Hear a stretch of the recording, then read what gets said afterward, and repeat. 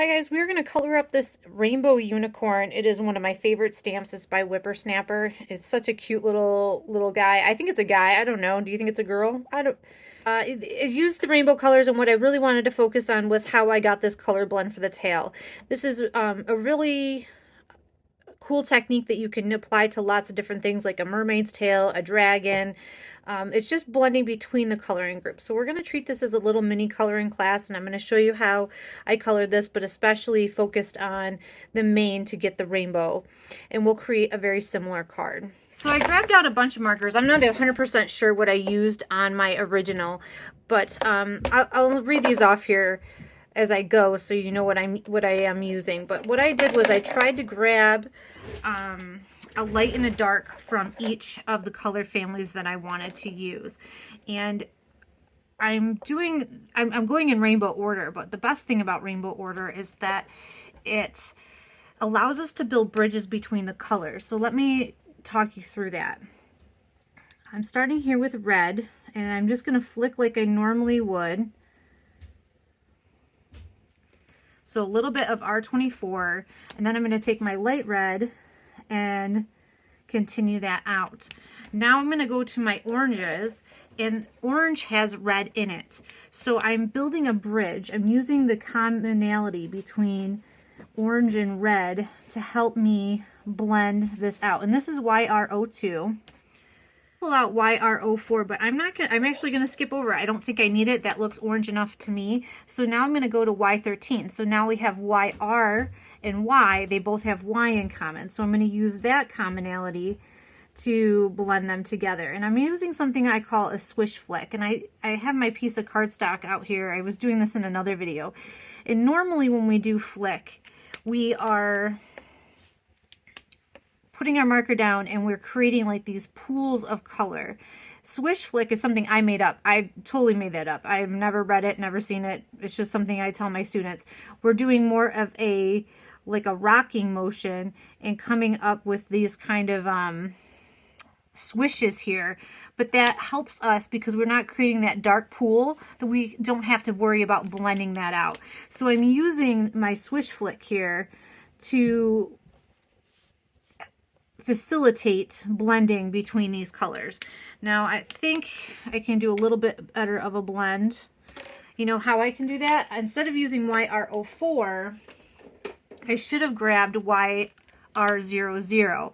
So YR02 is my dark, YR00. See how that helps me blend? And I'll come in, so I don't want to lose my yellow, so I'm taking my yellow and carrying that down a little bit more. And I'm going to start with my light green, and I'm flicking into this. This light green is so light. I know this is not light enough, but we're going to just kind of use that to get the start of our blend going. And then I'm going to go to my YG13. Keep pulling off the wrong side of the marker. And I can add that in the darkest parts, but use the YG11, which has the commonality of the Ys. There. Now I should go to green, but I don't think we're going to have enough room for like a true green. So we're going to count that as green and use blue in this last little bit. We're only going to get a little bit of blue here, but that's okay. And lastly, at V12 for purple. And I think we were able to master, I might grab V01, just because it's going to help me soften that border between the blue and the purple. I feel bad. I feel like I'm losing a lot of my blue. I should have left more blue room. Oh well. I think it's still there. Right? It's still there. Okay, so that is how I build a bridge between my colors. So I'm going to do that again, although it's not as easy to see, and it's easier to do, I think, on this part of the mane because the unicorn breaks up the image a little bit, but it's the same idea. This is one of my favorite coloring techniques, this blending the rainbow. And if you look on my blog, I'm sure you can find a couple examples of other things I've done with this coloring technique. All right, so now I'm going to jump to YR02. Hopefully you can see in there, and because this is such a narrow space, I'm almost kind of having to pounce the color together and let the alcohol do the work. And so far that is working really well.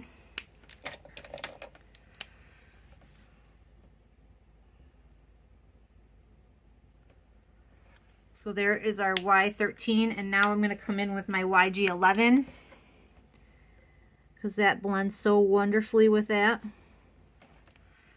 And then we can go in with YG13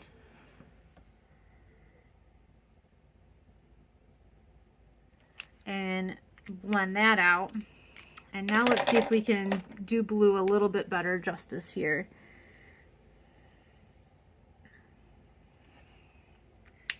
And then V12. Now we have another little rainbow. I love it. Love, love, love. All right, I'm not ready to put these colors away just yet. I decided that blue and purple kind of got a little bit of a raw deal here on this. So what I'm going to do is color the horn blue and purple stripes. So let's start with blue, and I'm going to start with B01. So this is a little darker than what I used in the mane and the tail. And along this edge, I put a little bit of B01, and I'm going to just blend it out with the B00. Not a big difference. And actually, because I want to show some contrast here, just grab B02 there, just to put a little bit of a shadow in. So this is V12, and then with V01, which is significantly lighter here, and I might just for good measure go back with V12 because we blended that out and put in another shadow line. So now we have some really pretty unicorn horn. So let's do some flowers. So I'm going to keep that same kind of theme going. I'm going to do 3 colors of flowers, so I'll skip 2. There'll be a purple one. So I guess there's only 2 purple ones, and then I'm going to blend that out with V01. And I'm only using 2 colors. These are very small spaces. So I think we can get away with that. If we want to like go back in and add a little shadow, we can just come back in and pounce on a little bit more of that darker tone, and that gives us our shadow back. It's not huge, but you know, we want to keep this light and, you know, fluffy. I don't want to put dark colors on my unicorn. This is B02, so before my purple one, just making sure I'm consistent here. And I'm going to blend that out with B00.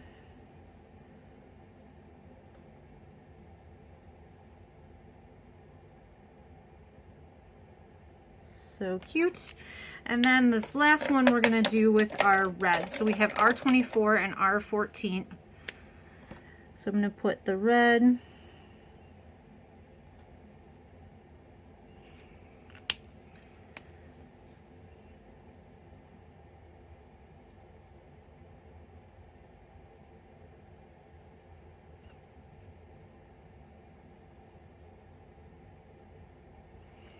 Awesome. I'm loving how he's turning out. So let's grab our greens because we have some leaves. And so I'm going to color each leaf YG11, which is super light. But I'm going to go back with my YG13 and I'm going to add in the vein of the leaf. So I'm just going to do like a little flick here. These are so small, but so fun. There we go. So now we got a cute little lay for our unicorn. And while we also have the greens out, and I am going to grab YG17, let's do our grass. I keep grabbing the wrong end of the marker here. All right. So under where he is standing is going to be the darkest. But I'm also going to do some flicking around here because we want to have some grass in that darker color. And now I'm going to start blending out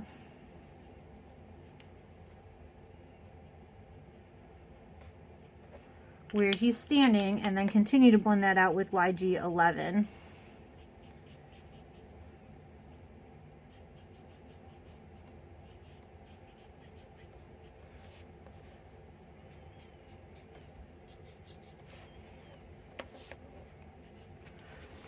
I grabbed out two colors. I have BG72 and 70. This is another one of my little tricks here. I want the unicorn to be white. And a lot of times when I want something to be white, I grab my grays. But I felt like, I don't know, I felt like the unicorn, I didn't want to put gray on the unicorn. I just didn't, I don't know, somehow it didn't feel right. So I grabbed my BG72 and I'm going to just very little bit of this because he's also not blue, right? And I'm going to put a little bit of blue-green there. And BG 70 is like white. It is very light. So we're going to use that to blend out our 72.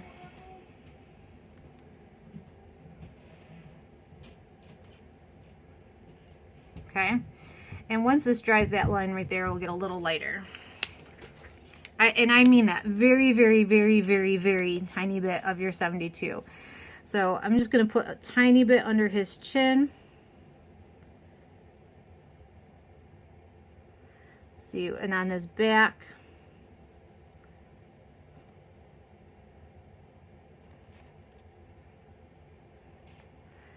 And around his belly. Let's see. Probably need to do a little bit here. All right, and now we're going to go back with BG70 and start blending that out. And I don't even care if I get it in the stars. It's that light. It's basically just making this guy like a tinge of blue. And I just, somehow that feels magical to me. But a gray unicorn did not feel as magical. What can I say? My mind works in weird ways, I suppose. Curious, what would you have done for your unicorn? Would you have used grays? So now I'm just coloring the inside of this with the BG10. That's fine. I want him to be very light. I don't want him to be very dark by any means. I'm going to come back and do some shading on the legs, but we're going to coat him with the BG10. I just want to make sure I get that blended out really well. So now I can come in here and on this back part, I'm going to add a little bit of that 72, just in where the shadows are. And I'll blend that out again.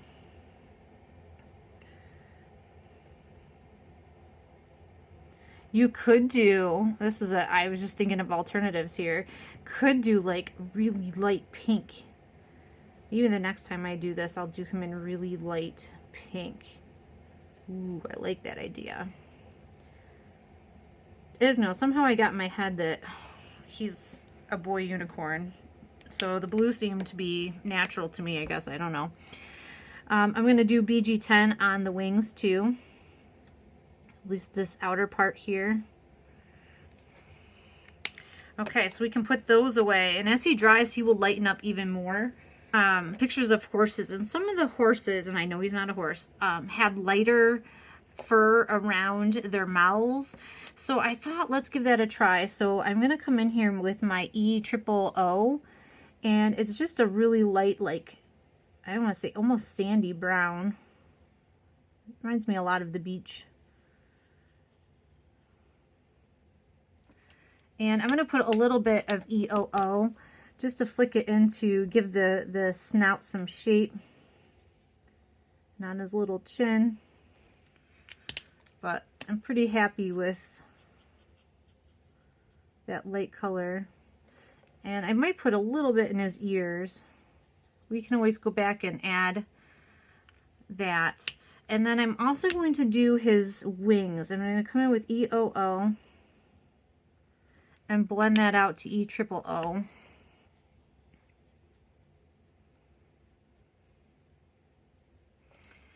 Yay! Look at, it's got such personality. Do his hooves in warm gray, which is a very brown gray.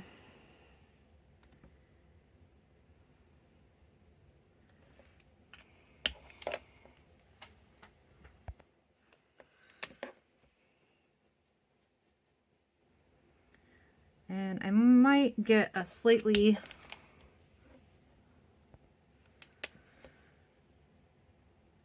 darker color.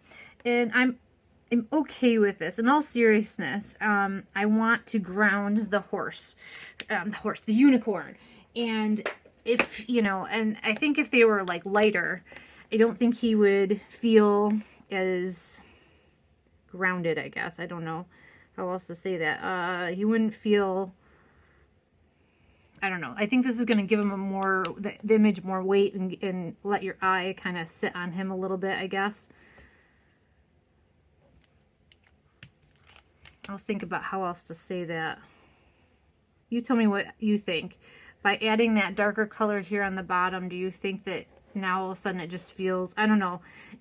I just get a feeling like, yep, it just looks right.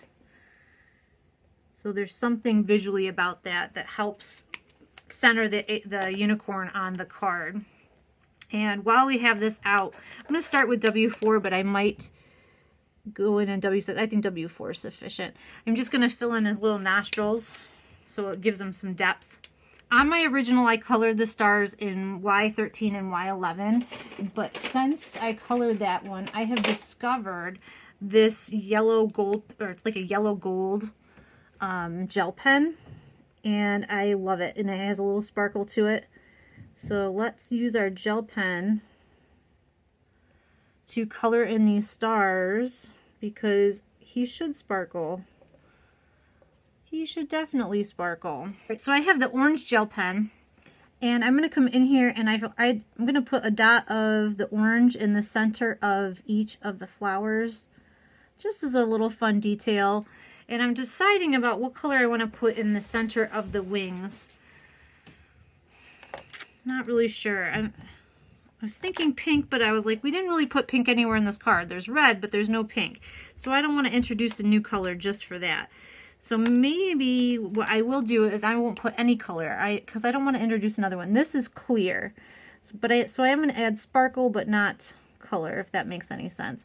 And I could just put a few little strands of sparkly hair in his mane. I didn't do that on my original either, but again, I'm totally in love with these gel pens. They're Sakura, and you could buy a whole pack, and they have like all the colors. I use them all the time. Love them. I totally recommend them. Let me put this together and I'll catch back up with you in a second. Thank you guys for watching. I hope you found this helpful and learned something about creating a rainbow in your stamp projects.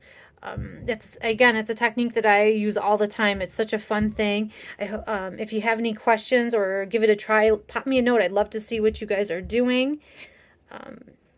I hope you guys have some creative time today, and I guess we'll talk to you guys the next card video.